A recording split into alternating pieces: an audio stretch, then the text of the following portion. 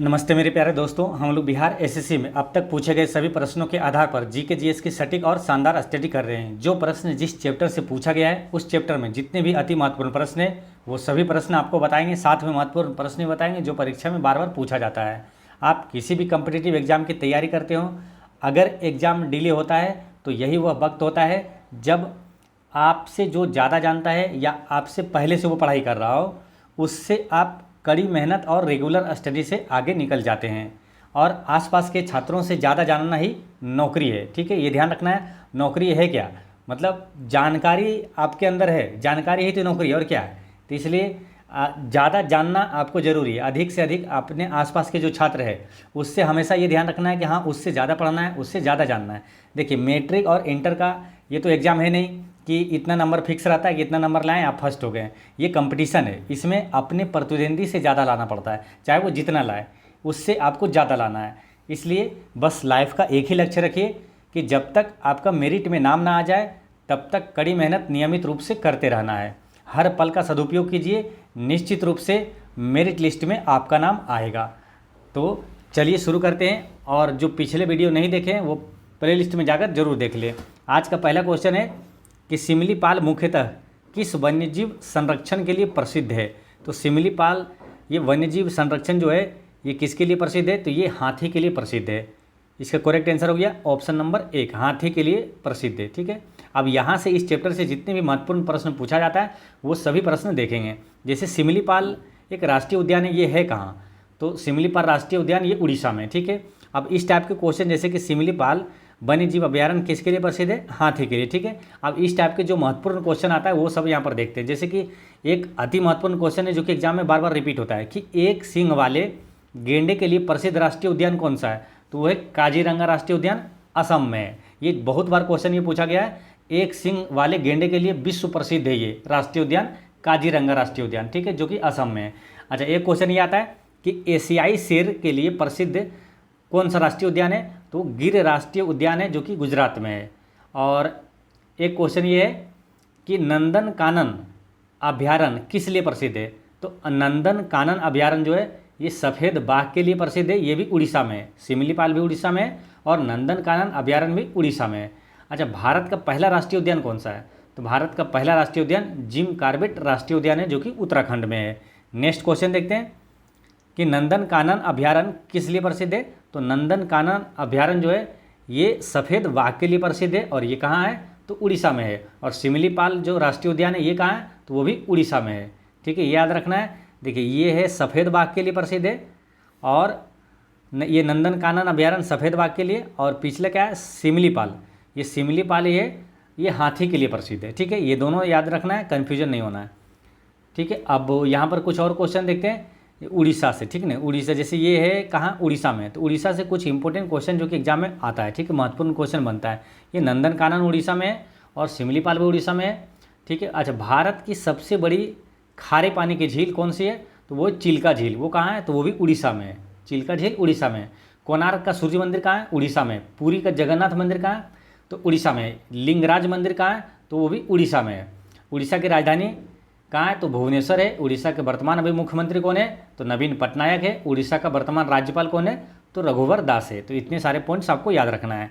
Next है कि सदाबहार वन पाए जाते हैं, तो सदाबहार वन पाए जाते हैं ये हिमालय क्षेत्र में पाया जाता है। ठीक है, देखिए सदाबहार वन किसे कहा जाता है, ऐसे वन जो सदैव हरे भरे रहते हैं उन्हें सदाबहार वन कहा जाता है। जैसे कि नीम का पेड़, देवदार का वृक्ष जो होता है, पीलू और नींबू, चीकू, ये सब जो पौधे होते हैं ये सब सदाबहार वन है।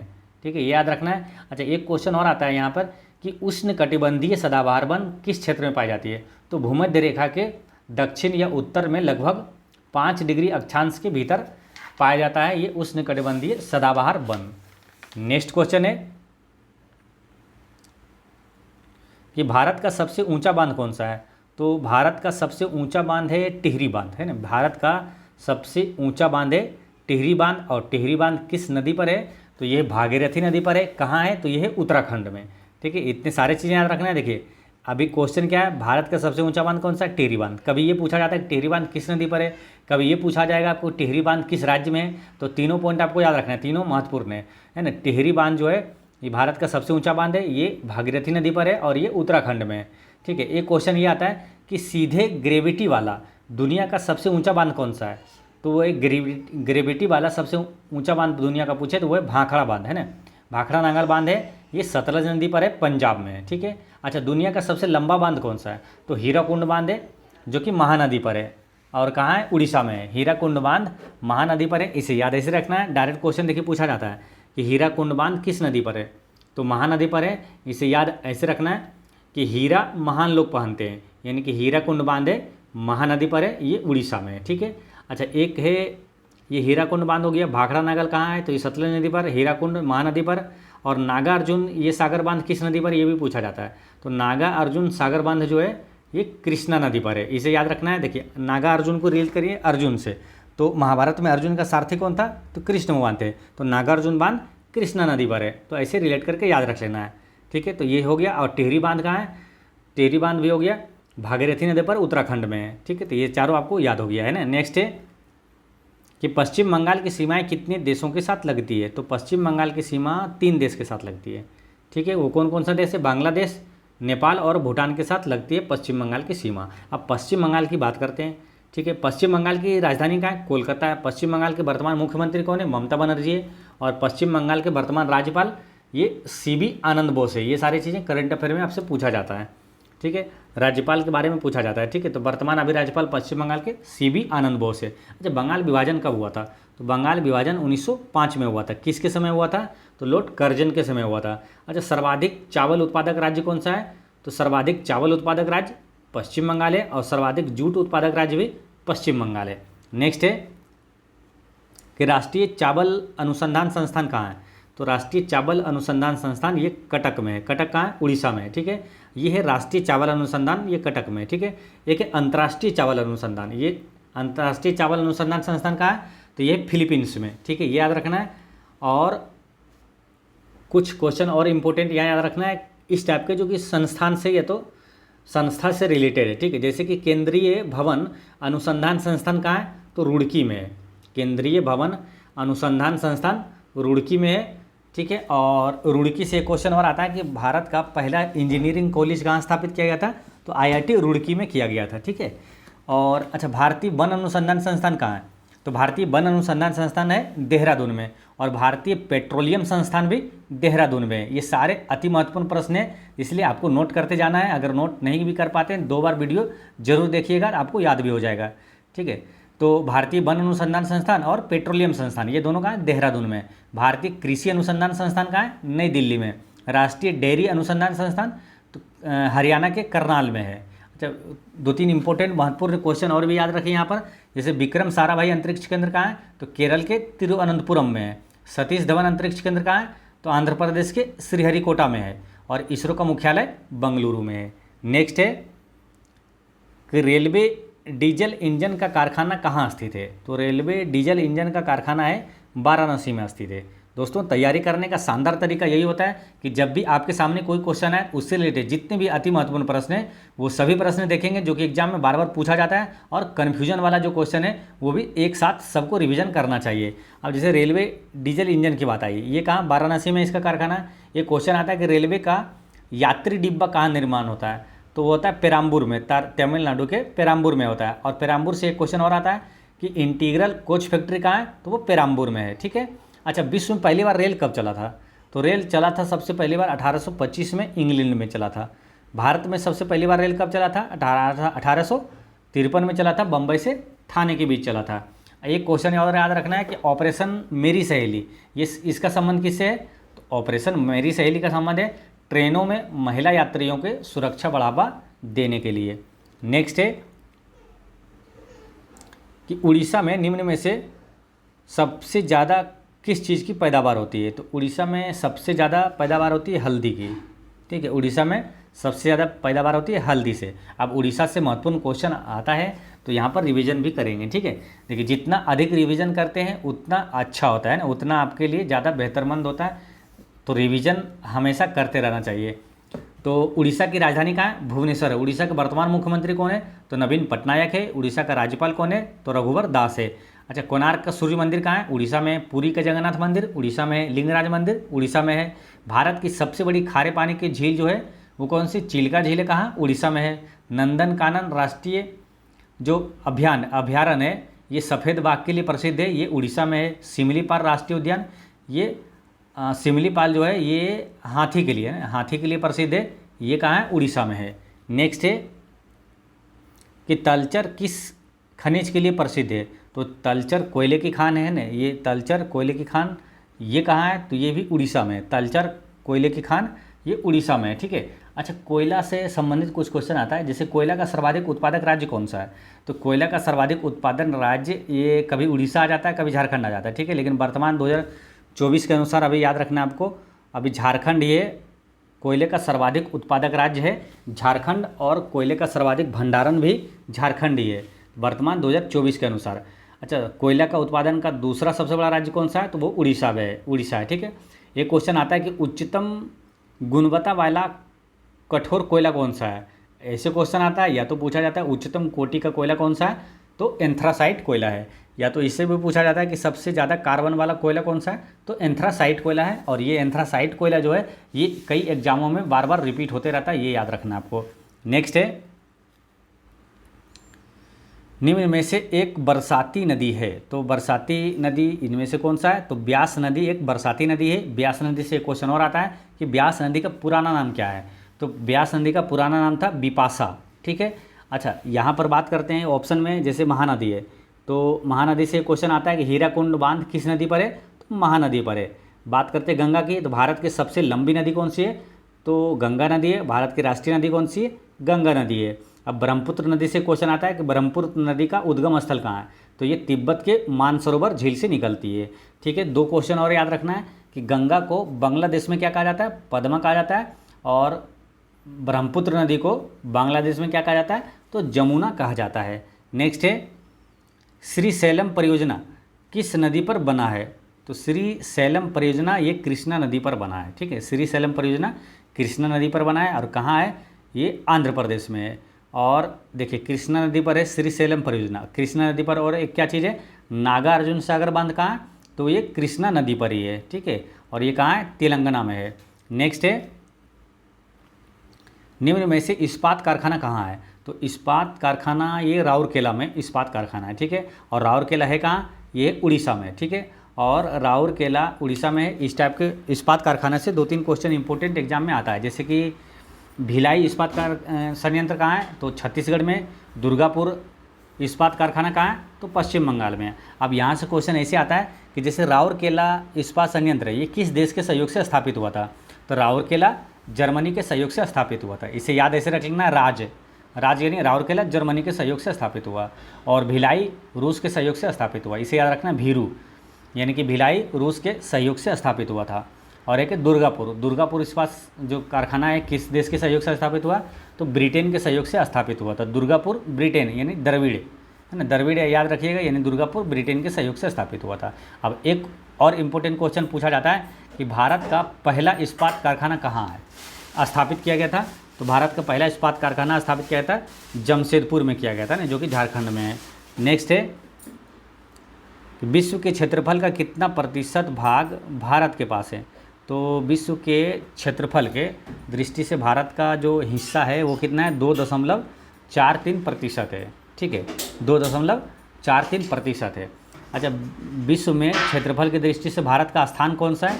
तो 7वां स्थान है, ठीक है। आप देखिए, ये क्षेत्रफल का ये प्रतिशत इतना है, और भारत की जो जनसंख्या है वो पूरे विश्व की जनसंख्या का कितना प्रतिशत है? तो वो है 17.7% है, ये भी याद रखना है। अच्छा, क्षेत्रफल की दृष्टि से भारत का सबसे बड़ा राज्य कौन सा है? तो वो है झारखंड, और सबसे छोटा राज्य वो क्षेत्रफल की दृष्टि से भारत का सबसे बड़ा राज्य राजस्थान है ना। क्षेत्रफल की दृष्टि से भारत का सबसे बड़ा राज्य राजस्थान, और सबसे छोटा राज्य गोवा। नेक्स्ट है कि विजयवाड़ा किस नदी के किनारे बसा है? तो विजयवाड़ा ये है कृष्णा नदी के किनारे बसा है, ठीक है। अब कृष्णा नदी से कौन सा क्वेश्चन आता है? और तो कृष्णा नदी, नागार्जुन बांध किस नदी पर है? कृष्णा नदी पर है। और श्रीशैलम परियोजना किस नदी पर है? तो कृष्णा नदी पर है। और ये विजयवाड़ा किस राज्य में है? तो ये है आंध्र प्रदेश में। नेक्स्ट है, भारत में सबसे कम वन क्षेत्र किस राज्य में है? तो भारत में सबसे कम वन क्षेत्र ये हरियाणा में है। ठीक है, ये याद रखना है। अब देखिए ये काफ़ी इंपॉर्टेंट क्वेश्चन ये सब हो जाता है। मालूम रेलवे एनटीपीसी में यहाँ से 2 क्वेश्चन पूछा गया था यहीं से। कौन कौन सा आया था कि सबसे कम वन क्षेत्र किस राज्य का है, तो वो हरियाणा का है। ठीक है, और एक क्वेश्चन आया था कि सबसे अधिक वन प्रतिशत किस राज्य का है, सबसे अधिक वन प्रतिशत ये मिजोरम का है। ठीक है, और सबसे कम वन प्रतिशत भी पूछे तो वो हरियाणा का है। देखिए सबसे कम वन क्षेत्र या सबसे कम वन प्रतिशत दोनों का आंसर हरियाणा होता है, और सबसे अधिक वन प्रतिशत मिजोरम का, और सबसे अधिक वन क्षेत्र अगर पूछ दे तो वो है मध्य प्रदेश में। सबसे ज़्यादा वन मध्य प्रदेश में, लेकिन प्रतिशत में पूछे सबसे ज़्यादा तो वो है मिजोरम में। ठीक है, और एक क्वेश्चन और याद रखना, यहाँ केंद्रीय वन अनुसंधान संस्थान कहाँ है, तो वो है देहरादून में।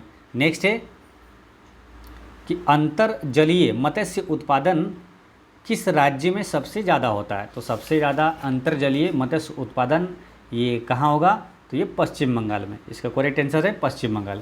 अच्छा, नीली क्रांति का संबंध किससे है, तो ये मत्स्य उत्पादन से है। ठीक है, और मछली जो है किसके माध्यम से सांस लेती है, तो ये गलफड़ा के माध्यम से सांस लेती है मछली। ठीक है, ये याद रखना है। नेक्स्ट है कि चिल्का झील कहाँ है, तो चिल्का झील कौन सा है, तो भारत की सबसे बड़ी खारे पानी की झील है चिल्का झील। ये कहाँ है, उड़ीसा में है। चिल्का झील उड़ीसा में है। अच्छा, झील की कुछ बात करते हैं, झील से क्वेश्चन आता है। ठीक है, जैसे ये तो हो गया चिल्का झील। भारत की सबसे बड़ी खारे पानी की झील कौन सा है, तो ये चिल्का झील है। कहाँ, उड़ीसा में। भारत की सबसे बड़ी मीठे पानी की झील कौन सा है, तो वो बुल्लर झील है जो कि जम्मू कश्मीर में है। अच्छा, विश्व की सबसे बड़ी मीठे पानी की झील कौन सा है, तो वो सुपीरियर झील है। विश्व की सबसे बड़ी मीठे पानी की झील सुपीरियर झील है। और आयतन की दृष्टि से पूछे कि आयतन की दृष्टि से विश्व की सबसे बड़ी मीठे पानी की झील कौन सा है, तो वो है बैकाल झील। ठीक है, और विश्व के सबसे बड़ी खारे पानी की झील वो है कैस्पियन सागर है। ठीक है, ये याद रखना है। या तो ऐसे सिंपल में पूछ लेते कि विश्व की सबसे बड़ी झील कौन सी है, तो वो कैस्पियन सागर ही है। सबसे बड़ा कैस्पियन सागर ही है जो कि खारे पानी की झील भी है। नेक्स्ट है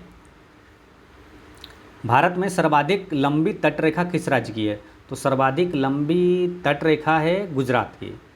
ठीक है, भारत की सबसे सर्वाधिक लंबी तटरेखा गुजरात की है। और सबसे कम तटरेखा वाला राज्य कौन सा है, तो वो गोवा है।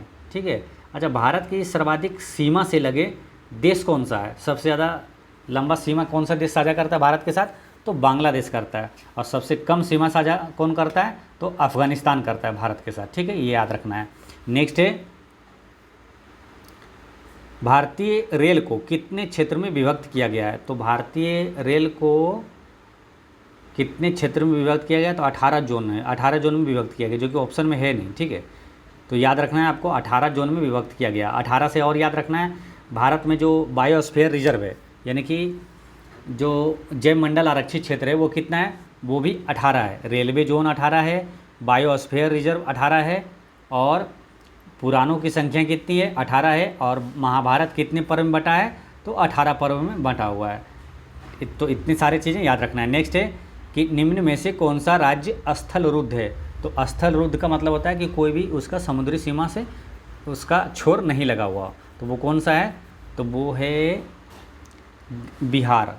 बिहार जो है किसी भी जलीय क्षेत्र से जुड़ा हुआ नहीं है, तो बिहार क्या स्थल रुद्ध देश है, यानी चारों तरफ से स्थल से घिरा हुआ जो रहता है वो स्थल रुद्ध कहलाता है। तो बिहार स्थल रुद्ध राज्य है। ठीक है, तो स्थल रुद्ध राज्य हो गया बिहार। अच्छा, विश्व का सबसे बड़ा स्थल रुद्ध जो है लैंडलॉक कंट्री कौन सा है, सबसे बड़ा स्थल रुद्ध देश है कजाकिस्तान।